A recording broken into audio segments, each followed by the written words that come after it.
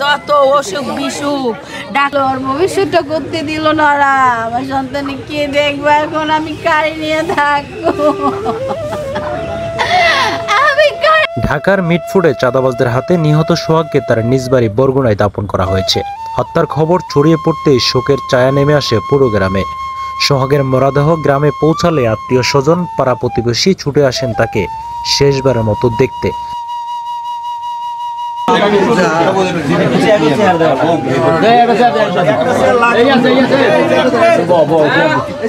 চারপাশে কান্নার রোল পড়ে যায়। অসহায় হয়ে বারবার মূর্ছা যান সোহাগের মা। স্ত্রীর আহাজারিতে ভারী হয়ে ওঠে আকাশ বাতাস। যারা করছে আমি তাদের বিচার চাই।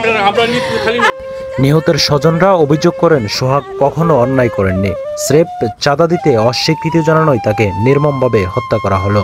ভালো পরিবার, আমি এখানে দীর্ঘদিন চেয়ারম্যানে করেছি, আমি এদের সম্পর্কে খুব কাছ থেকে জানি। কারণ ঢাকায় যে ব্যবসাকে কেন্দ্র করিয়া যে বা অনমেয় ঘটিত কোনো ব্যাপার আছে কিনা এটা পুলিশ তদন্ত করে বের করবে।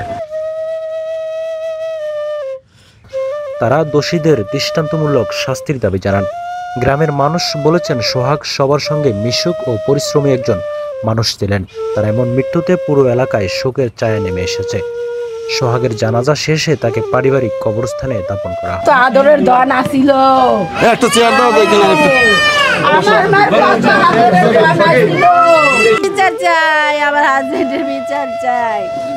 আমার এত বড় সর্বনাশ যারা করছে আমি তাদের বিচার চাই।